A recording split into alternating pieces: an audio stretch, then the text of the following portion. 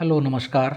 BA first semester के second paper की इस क्लास में जो कि एग्ज़ाम स्पेशल वीडियोज़ के नाम से एक सीरीज़ बनाई जा रही है, उसमें मैं doctor Santosh Pandey, assistant professor Hindi विभाग, फिरोज़ गांधी कॉलेज रायबरेली, अपने सभी विद्यार्थियों का हार्दिक स्वागत करता हूं। आज हम जिस क्वेश्चन पर बात करने वाले हैं, हम लोग इस समय सीरीज चला रहे हैं जायसी की एग्ज़ाम स्पेशल वीडियोज़ के अंतर्गत। एग्ज़ाम स्पेशल वीडियोज़ में हमने कबीर पर 4 पार्ट बना दिए हैं, वो 4 पार्ट आपको मिल गए हैं, आप पढ़ रहे होंगे उसे। अब हमने जायसी को लिया है और देखते हैं इस पर कितने क्वेश्चन हम बनाते हैं। अभी ये क्वेश्चन मैंने बना करके आपको भेज दिया है, कल रात में उसे ग्रुप पर मैंने शेयर कर दिया था। आज हम जिस क्वेश्चन को ले रहे हैं वो मूल क्वेश्चन है जायसी का विरह वर्णन। जायसी का विरह वर्णन। अब जायसी का विरह वर्णन, इसे किस किस तरीके से अलग अलग प्रकार से पूछा जा सकता है, पहले हम इस पर बात कर लेते हैं। ठीक है, तो देखिए कैसे पूछा जा सकता है। हो सकता है आपसे ये पूछ लिया जाए कि नागमती का विरह वर्णन के बारे में बताइए। हो सकता है इसे जायसी के विरह वर्णन को नागमती का विरह वर्णन के बारे में पूछ सकता है, या हो सकता है ये पूछ ले कि विप्रलंभ श्रृंगार की दृष्टि से नागमती वियोग खंड का वर्णन कीजिए, क्योंकि नागमती वियोग खंड में भी 12 मासा है और उसमें विरह वर्णन है। या हो सकता है ये पूछ ले कि प्रवासजन्य आकुलता का चित्रण जायसी ने किस प्रकार से किया है। या हो सकता है ये पूछ लिया जाए आपसे कि जैसा शुक्ल जी ने कहा है कि जो नागमती का वियोग वर्णन है यह अमूल्य निधि है हिंदी साहित्य की, तो सिद्ध कीजिए इसे कैसे है। तो इस प्रकार से घूम फिर करके ये सवाल पूछा जा सकता है। देखिए, मैंने आपको जो पहला सवाल दिया था वो आपके सिलेबस में मानसरोवर खंड है, उसकी विशेषताएं दी हैं जायसी पार्ट 1 में। दूसरा क्वेश्चन मैं इसको घूम फिर करके जिस तरह से पूछा जाएगा ये जायसी के विरह वर्णन को मैं आपको दे रहा हूँ। और तीसरा क्वेश्चन जो मैं आपको दूंगा, इसका मैंने प्लान बनाया हुआ है, वो आपके सिलेबस में है नागमती वियोग खंड। तो नागमती वियोग खंड में 12 मासा है जो कि बहुत प्रसिद्ध है, पूरे साहित्य के इतिहास में 12 मासा जायसी जी का बहुत प्रसिद्ध है। तो उस 12 मासा पर भी एक क्वेश्चन मैं तैयार करूँगा। तो चलिए हम सवाल को अपने प्रारंभ करते हैं। एक बात यहाँ पर हम पहले समझ लें, अगर मान लीजिए सवाल आता है जायसी का विरह वर्णन तो थोड़ा सा चेंज करना पड़ेगा आपको, और अगर आता है केवल नागमती का वियोग वर्णन तो नागमती का वियोग वर्णन छोटा क्वेश्चन होगा, थोड़ा सा छोटा होगा, लेकिन जायसी का विरह वर्णन थोड़ा सा बड़ा होगा। क्यों? क्योंकि जायसी ने पद्मावत में केवल नागमती के ही विरह के वर्णन की बात नहीं की है। जायसी जी ने पद्मावत में राजा रतन सेन की विरह दशा बताई है, रानी पद्मावती की विरह दशा बताई है, और फिर रानी नागमती की विरह दशा बताई है। उसके बाद अलाउद्दीन की भी विरह दशा उसने बताई है। तो इस प्रकार से राजा रतन सेन 1 हो गए, रानी पद्मावती 2 हो गई, रानी नागमती 3 और अलाउद्दीन 4। 4 लोगों की उसने विरह दशा का वर्णन पद्मावत में मलिक मोहम्मद जायसी जी ने किया है। तो अगर क्वेश्चन आता है कि जायसी का विरह वर्णन बताइए, तो फिर तो आपको ये पूरा लिखना पड़ेगा, है ना, कि राजा रतन सेन की विरह दशा कैसी है, रानी पद्मावती की कैसी है, रानी नागमती की कैसी है और अलाउद्दीन की कैसी है, सबके बारे में थोड़ा थोड़ा लिखना पड़ेगा।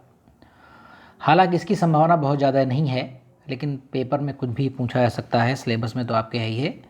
संभावना ज़्यादा है इसकी रानी नागमती का जो वियोग वर्णन है उसके बारे में आपसे डिटेल में पूछा जाए और आप वो विरह वर्णन की जो विशेषताएं हैं उसे आप लिखें। ठीक है, लेकिन हम लोग रिस्क नहीं लेंगे। हम क्या करेंगे, हम क्वेश्चन को पूरा बोलेंगे और आप उसे लिखेंगे। अगर क्वेश्चन केवल नागमती का विरह वर्णन आएगा तो आप केवल नागमती का विरह वर्णन लिख दीजिएगा। अगर क्वेश्चन आएगा जायसी का विरह वर्णन तो इस क्वेश्चन को फिर आप पूरा लिख दीजिएगा और नागमती के विरह वर्णन को थोड़ा सा छोटा कर दीजिएगा, तो आपका दोनों क्वेश्चन का काम चल जाएगा। हमें विश्वास है कि आप इसे समझ गए होंगे। तो सबसे पहले हम अपनी प्रस्तावना लिखेंगे, फिर बीच में अपना क्वेश्चन लिखेंगे और लास्ट में अपना हम शीर्षक लिखेंगे, और हम इस क्वेश्चन को 15 अंक के आधार पर तैयार करने की कोशिश कर रहे हैं। तो चलिए प्रारंभ करते हैं। पैरा बना करके लिखेंगे आप। सूफी कवि होने के कारण जायसी का भावुक हृदय, सूफी कवि होने के कारण जायसी का भावुक हृदय प्रेम की पीर एवं विरह वेदना में, प्रेम की पीर एवं विरह वेदना में पूर्णतया डूबा हुआ दिखाई देता है। प्रेम की पीर एवं विरह वेदना में पूर्णतया डूबा हुआ दिखाई देता है। पद्मावत एक विरह प्रधान महाकाव्य है। इसमें जायसी जी ने राजा रतन सेन, पद्मावती, नागमती एवं अलाउद्दीन की विरह भावना को अंकित किया है। नागमती एवं अलाउद्दीन की विरह भावना को अंकित किया है। आप ध्यान रखिएगा, ये जो अंतिम लाइन मैंने प्रस्तावना में लिखी है, अगर आपको आ जाए केवल नागमती का वियोग वर्णन तो आप सब हटा दीजिएगा, रतन सेन हटा दीजिएगा, पद्मावती हटा दीजिएगा, अलाउद्दीन हटा दीजिएगा, केवल ले दीजिएगा कि नागमती का विरह वर्णन इस तरह से उन्होंने अंकित किया है। ठीक है, प्रस्तावना और निष्कर्ष में थोड़ा सा आपको बदलाव करना पड़ेगा, वो हर क्वेश्चन में करना पड़ेगा। क्वेश्चन का जो मोड है या मूड है उसके हिसाब से आप इसे तैयार करेंगे। ठीक है, चलिए अब इसके बाद हम पहली हेडिंग डालेंगे, राजा रतन सेन की विरह दशा। राजा रतन सेन की विरह दशा डैश करके लिखेंगे। लगभग 6 स्थानों पर मिलती है। पद्मावत में लगभग 6 स्थानों पर मिलती है। अब ये 6 स्थान कौन कौन से हैं? हेडिंग में आप नंबर 1 डाले हैं तो यहाँ पर का खा गा घा डालेंगे, तो लिखेंगे का। प्रेमखंड में हीरामन तोते के मुख से, प्रेमखंड में हीरामन तोते के मुख से पद्मावती के रूप सौंदर्य को सुनकर, पद्मावती के रूप सौंदर्य को सुनकर। खा। राजा गजपति खंड में, ये सारे खंड हैं पद्मावत के, जैसे आपका मानसरोवर खंड है, नागमती वियोग खंड है, वैसे प्रेम खंड, राजा गजपति खंड, तमाम खंड है। राजा गजपति खंड में राजा गजपति से वार्तालाप करते हुए, राजा गजपति से वार्तालाप करते हुए। ग। राजा रतन सेन सती खंड में,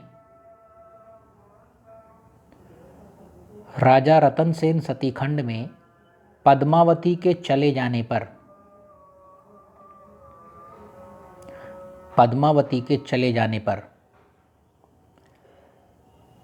घ लिखेंगे। पार्वती महेश खंड में, पार्वती महेश खंड में महादेव से वार्तालाप करते समय। अंगा लिखेंगे। राजागढ़ छेका, राजागढ़ छेका खंड में तोते के गले में प्रेम पत्र बांधकर, राजागढ़ छेका खंड में तोते के गले में प्रेम पत्र बांधकर उसे पद्मावती के पास भेजते समय, उसे पद्मावती के पास भेजते समय। और अंतिम लिखेंगे अंगा, अंगा या अच्छा जो भी हो। लक्ष्मी समुद्र खंड में पद्मावती से समुद्र में बिछुड़ जाने पर, लक्ष्मी समुद्र खंड में पद्मावती से समुद्र में बिछुड़ जाने पर। ठीक है, तो ये हो गए राजा रतन सेन की विरह दशा कहाँ कहाँ पर है। बस आपको इतना बताना है कि कहाँ कहाँ पर है। इसके उदाहरण से कोई मतलब लेना देना नहीं है आपको। उदाहरण तो आपको देना है नागमती वियोग वर्णन खंड में, जब उसकी आप विशेषताएं बताएंगे तो जो भी हम आगे लेंगे उस क्वेश्चन को इसी में। आप डालेंगे हेडिंग नंबर 2, रानी पद्मावती की विरह दशा। रानी पद्मावती की विरह दशा लगभग 5, पद्मावत में लगभग 5 स्थानों पर प्राप्त होती है। पद्मावत में लगभग 5 स्थानों पर मिलती है। का। पद्मावती वियोग खंड में विवाह से पूर्व, पद्मावती वियोग खंड में विवाह से पूर्व ख, गंधर्व मैत्री खंड में राजा रतन सेन के बारे में विचार करने पर ग, लक्ष्मी समुद्र खंड में राजा रतन सेन से अलग हो जाने पर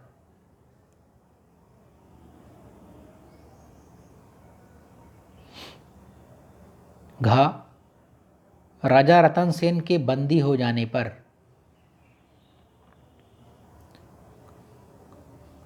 अंगा, गोरा और बादल दोनों ये सेनापति थे राजा रतन सेन के, गोरा और बादल से दिल्ली जाने के बारे में बात करते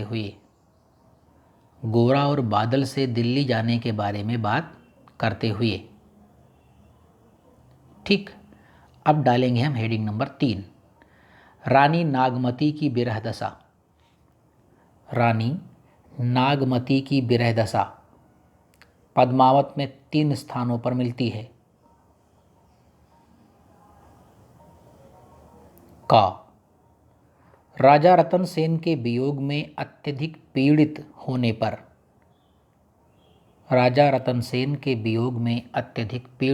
पर खा, नागमती संदेश खंड में पक्षी के सम्मुख अपनी वेदना प्रकट करते समय और ग, पद्मावती नागमती बिलाप खंड में राजा रतन सेन के बंदी होकर दिल्ली जाने पर अब डालेंगे हम हेडिंग नंबर 1 2 3 4, अलाउद्दीन की विरह दशा पद्मावती रूप चर्चा खंड में पद्मावती के राघव चेतन द्वारा अनुपम सौंदर्य को सुनने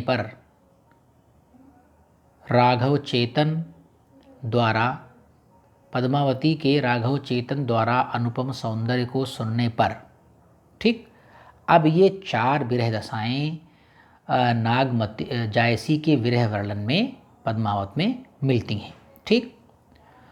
अब आप क्या करिएगा, अगर आपको कोई दिक्कत हो तो जो मैंने बार बार खंडों के नाम लिखाए हैं, किस खंड में फला, जैसे राजा गजपति खंड में राजा गजपति से वार्तालाप करते हुए, या लक्ष्मी समुद्र खंड में पद्मावती से समुद्र में बिछुड़ जाने पर, तो अगर आपको दिक्कत हो तो खंड मत याद करिएगा। अगर ये क्वेश्चन आ जाए तो खंड अगर याद हो जाए तो ठीक है, नहीं याद होता है तो केवल अपनी बात लिख दीजिएगा, क्या कि पद्मावती समुद्र में बिछुड़ जाने पर, या पद्मावती के चले जाने पर, या राजा गजपति से वार्तालाप करते हुए, बस केवल संकेत करते हुए चले जाइएगा कि यहाँ पर इन विरह दशाओं का वर्णन किया गया है। ठीक है। अब हम एक लाइन छोड़ करके लिखेंगे, जायसी के विरह वर्णन की निम्नलिखित विशेषताएं हैं। ये क्वेश्चन अगर मान लो इस तरह से पूछ लिया जाए कि जायसी के विरह वर्णन की विशेषताएं बताइए, तो भी आप इस सवाल को यहाँ से लिखेंगे। जब तक ये न पूछा जाए कि जायसी का विरह वर्णन बताइए, तब तक ऊपर की बातें आपको नहीं लिखनी है। कि जायसी का विरह वर्णन का मतलब हुआ कि पद्मावत में जितना विरह वर्णन हुआ है सबके बारे में आपको बताना है। और अगर केवल नागमती का पूछेगा कि नागमती के विरह वर्णन की विशेषताएं बताइए या जायसी के विरह वर्णन की विशेषताएं बताइए, तो अब मैं जो क्वेश्चन लिखाने चल रहा हूँ इसके अंतर्गत ये क्वेश्चन है। आप सिर्फ इतना लिखिएगा, ऊपर वाला आप छोड़ दीजिएगा। ठीक है, इस बात को ध्यान रखिएगा। तो चलिए इसमें डालते हैं हेडिंग नंबर 1, रुदन का प्राधान्य। रुदन मतलब रोना। पद्मावत के पुरुष एवं स्त्री पात्र विरह में अत्यधिक आंसू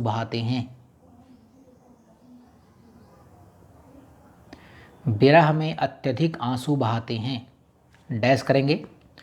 और फिर से बता दे रहा हूँ मैं, उदाहरण इसमें बहुत ज़्यादा आएंगे क्योंकि हर एक हेडिंग में 1-2 उदाहरण रहेंगे, तो याद करने की जिम्मेदारी आपकी है। उदाहरण लिखेंगे, सायर टूट शिखर गा पाटा, सायर टूट शिखर गा पाटा, सूझ न वार पार कहूँ घाटा, सायर टूट शिखर गा पाटा, सूझ न वार पार कहूँ घाटा। टंडगामा क्लोज कर देंगे फुल स्टॉप लगा करके। हेडिंग नंबर 2, विरह ताप की अतिशयता, विरह ताप की अतिशयता, अतिशयता मतलब अधिकता, विरह में जो बेचैनी होती है उसकी अधिकता। लिखेंगे, विरह ताप की इस अतिशयता में विरहणी ही संतप्त नहीं होती। संतप्त मतलब ताप से तपना, जो ताप की आंच होती है उससे जो कोई परेशान होता है उसको बोलते हैं संतप्त।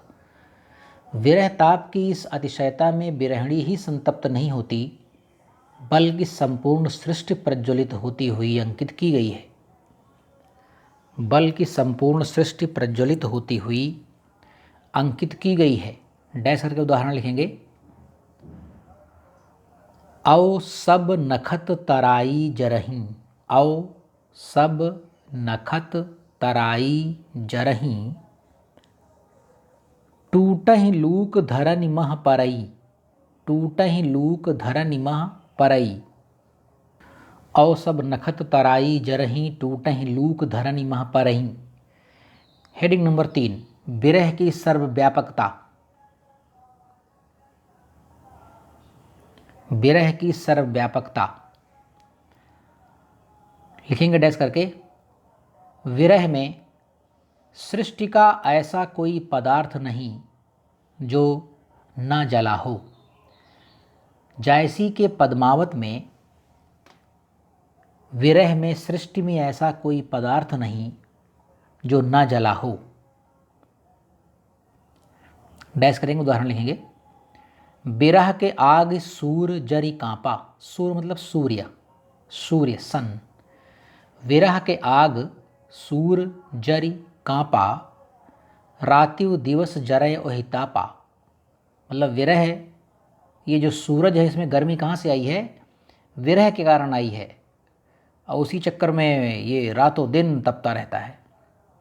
विरह के आग सूर जरी कांपा, रातिव दिवस जरय ओहि तापा। हेडिंग नंबर 4, विरह वेदना के मर्म स्पर्शी चित्र, विरह वेदना के मर्म स्पर्शी चित्र। जायसी जी ने विरह वेदना के हृदय विदारक चित्र अंकित किए हैं। जायसी जी ने पद्मावत में विरह वेदना के हृदय विदारक चित्र अंकित किए हैं।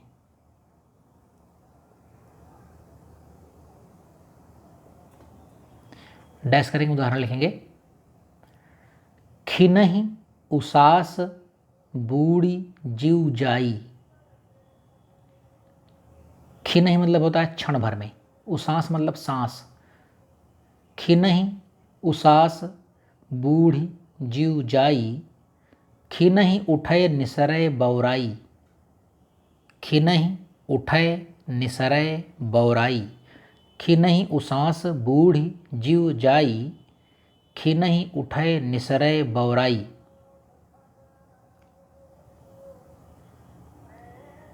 एक उदाहरण और लिखेंगे, एक लाइन छोड़ करके उड़कामा के अंदर, विरह बान तस लाग न डोली, विरह बान तस लाग न डोली, रकत पसीज भीज गई चोली। अब इन दोनों में जो आसानी से आपको याद हो जाए वो लिख दीजिएगा, विरह बान तस लाग न डोली, रकत पसीज भीज गई चोली। एक और लिख लीजिए, इन तीनों में से जो आपको याद हो जाए, जो समझ में आ जाए वो लिख दीजिएगा। तीनों लिख देंगे, अच्छी बात है। ये देख लीजिएगा अपना टाइम मैनेजमेंट, अगर आप स्पीड में लिख रहे हो तो 3 लिखिए, कम स्पीड लिख रहे हो 2 लिखिए, स्पीड आपकी ख़राब है तो 1 लिखिए। एक और लिखिए लाइन छोड़ करके नोट काम के अंदर, खन एक आव मेट महसासा, खन एक आव मेट महसासा, खनहि जाई जीव होई निराशा। खन मतलब क्षण, खन एक आव पेट महसासा, खनहि जाई जीव होई निराशा। हेडिंग नंबर 5 डालेंगे प्रकृति की संवेदना। प्रकृति की संवेदना। जायसी के विरह विदग्ध पात्रों के साथ, विरह विदग्ध, विरह विदग्ध का मतलब विरह में जले हुए, जलते हुए, विरह में जल रहे। जायसी के विरह विदग्ध पात्रों के साथ प्रकृति भी पूर्ण संवेदना प्रकट करती हुई जान पड़ती है। प्रकृति भी पूर्ण संवेदना प्रकट करती हुई जान पड़ती है।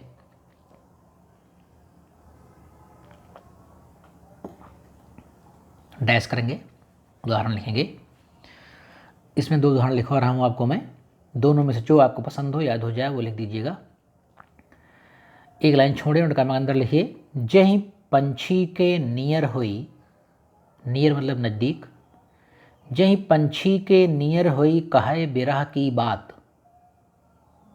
मतलब जिस पंछी के नज़दीक होकर के बिरह की बात कहती है। सेकंड लाइन, सोई पंछी जाई जरी तरिवर होई निपात। सोई पंछी जाए जरी, वो पंछी जल जाता है, और तरिवर होए निपात, तरिवर मतलब पेड़, और पेड़ के पत्ते झड़ जाते हैं। जेहि पंखी के नियर होई कहे बिरह की बात, सोई पंछी जाए जर तरिवर होए निपात। फुल स्टॉप, इनोड कामा क्लूज। एक लाइन छोड़ेंगे, एक उदाहरण और लिखेंगे। पीयूषो कहो संदेशणा, पीयूषो कहो संदेशणा हे भंवरा हे काग।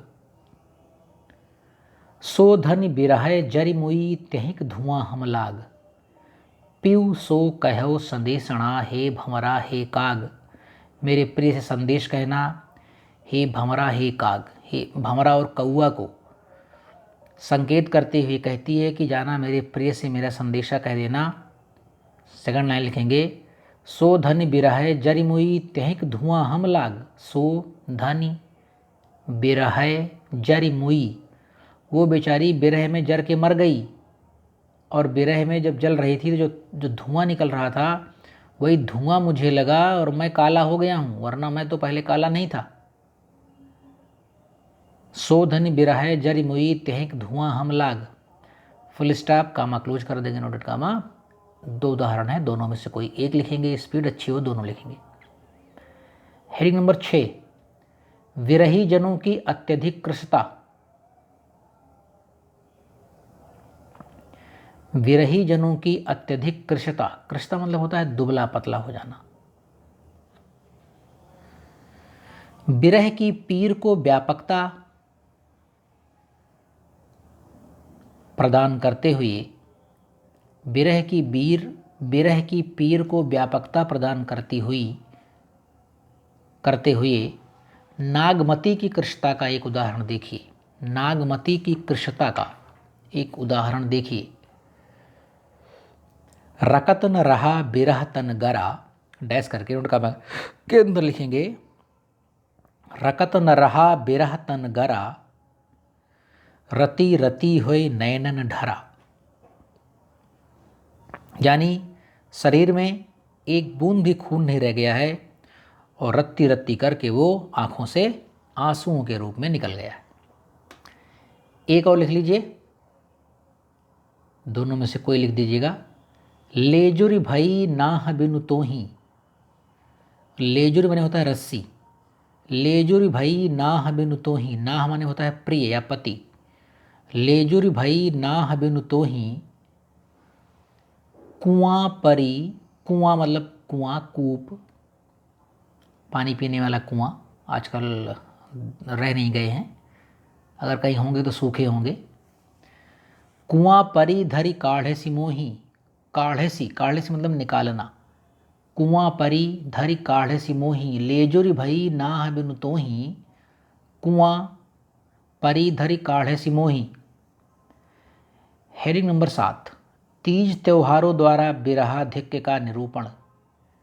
तीज त्योहारों द्वारा बिरहाधिक्य का निरूपण।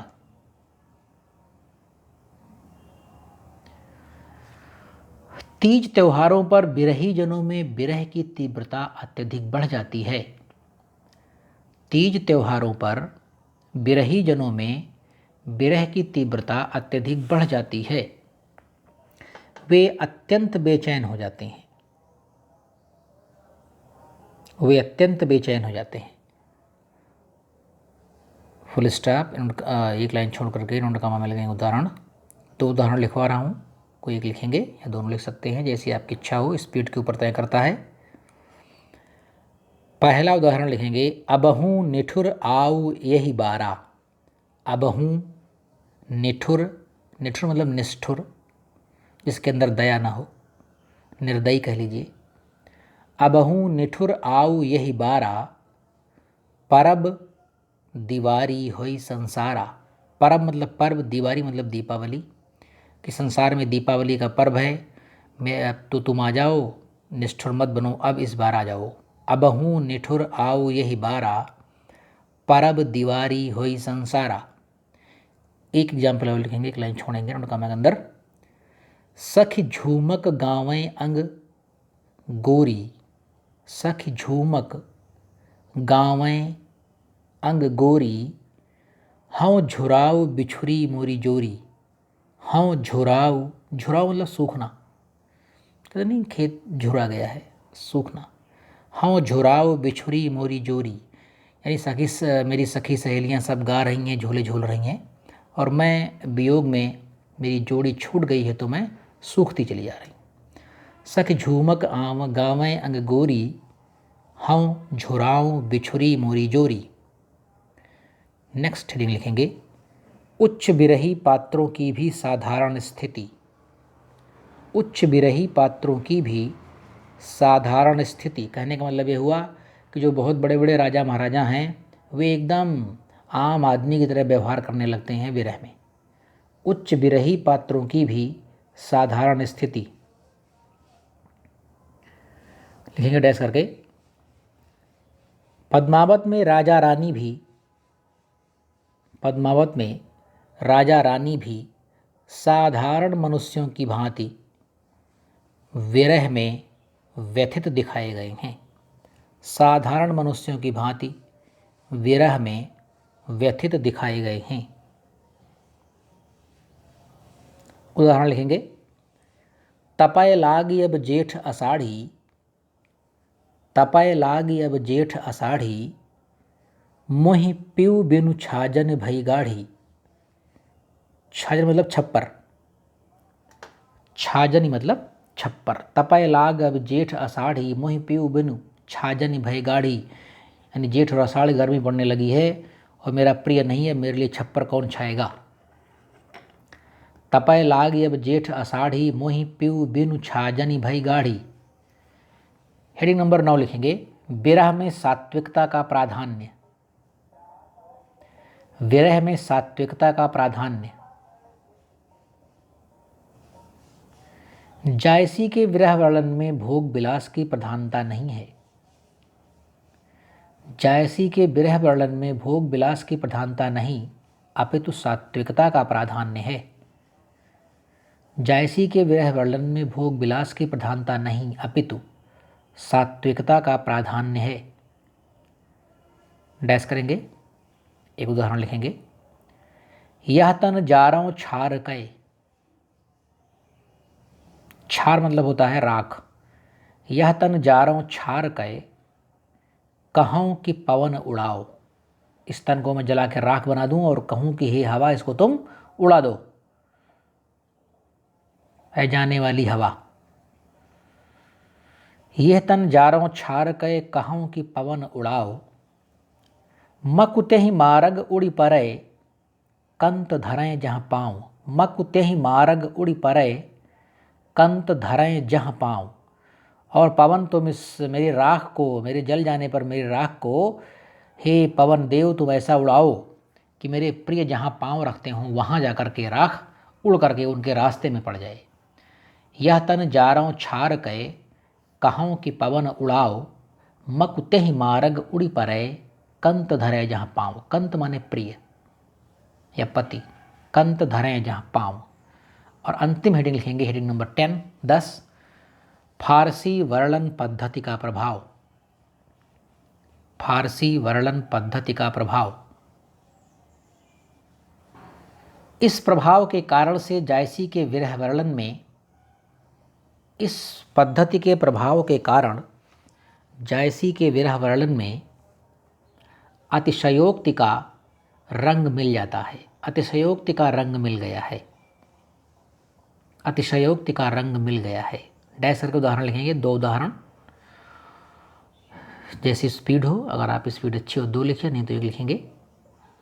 नयनन चली रकत की धारा, इन्वर्टेड कामा के अंदर लिखेंगे, नयनन चली रक्त की धारा। Full stop and comma close, 1 line छोड़ के दूसरा उदाहरण लिखेंगे, नयनन चली रक्त की धारा। सेकंड लिखेंगे एंड कामा लगा करके, कुहुक कुहुक जस कोयल रोई, कुहुक कुहुक जस कोयल रोई, रकत आंसू घुंघची बन बोई। कुहुक कुहुक जस कोयल रोई, रकत आंसू घुंघची बन बोई। घुंघची एक प्रकार का एक पौधा होता है, लता होती है। हमारे गांव के पास एक जंगल है, वहाँ पर बहुत ज़्यादा था। हम लोग बचपन में इसको तोड़ के लाते थे और सुखाते थे। एकदम लाल रंग की होती है, छोटी छोटी, और बीच में काला एक आँख टाइप बनी होती है, उसे बोलते हैं घुंघची। अगर आपने नहीं देखा हो तो प्लीज़ गूगल पे जाके देखिएगा घुंघची कैसी होती है। बहुत ही खूबसूरत छोटे छोटे दाने होते हैं, नेचुरल होता है दाना। तो कुहुक कुहुक जस कोयल रोई, रकत आंसू घुंघची बन बोई। अब लिखेंगे निष्कर्ष। फुल स्टॉप लगाएंगे और कॉमा क्लोज करेंगे, 1 लाइन छोड़ेंगे और लिखेंगे निष्कर्ष। इस प्रकार जायसी के विरह वर्णन में पीड़ा का आधिक्य है। इस प्रकार जायसी के विरह वर्णन में पीड़ा का आधिक्य है। इसमें कोमलता, सरलता, गंभीरता भी विद्यमान है।